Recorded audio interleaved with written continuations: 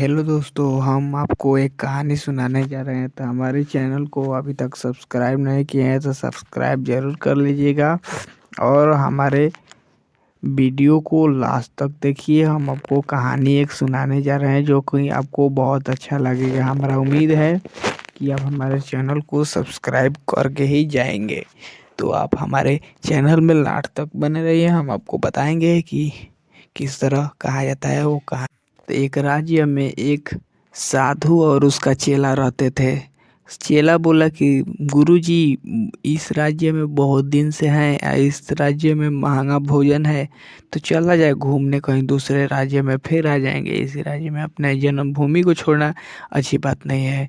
तो गुरु बोला कि चलो घूमने, घूमने में क्या है। दोनों घूमने के लिए निकल गए। निकलने के बाद गुरु जब दूसरे राज्य में पहुंचे तो वहाँ टकेसर खाजा, टकेसर बाजार था। टकेसर खाजा जब वहाँ सब चीज़ सस्ता था, रसगुल्ला जिलेबी 1 रुपये मिल जाता था, तो खूब चेला खाकर मोटा गया। राजा ने उस राज्य में घोषणा किया, हर साल एक मोटे आदमी को बलि दिया था। तो इसको बलि देने के लिए बुलाया। तो साधु और वो दोनों पहुंच गए।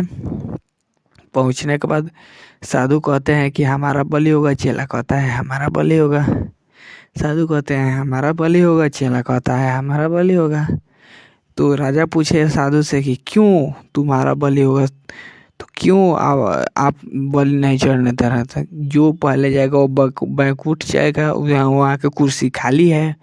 तो राजा कहा कि ना तुम्हारा फांसी होगा ना चेला का फांसी होगा, फांसी होगा हमारा।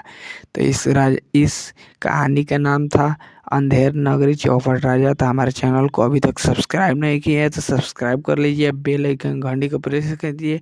हम आपको बढ़िया बढ़िया वीडियो बनाकर देते रहेंगे।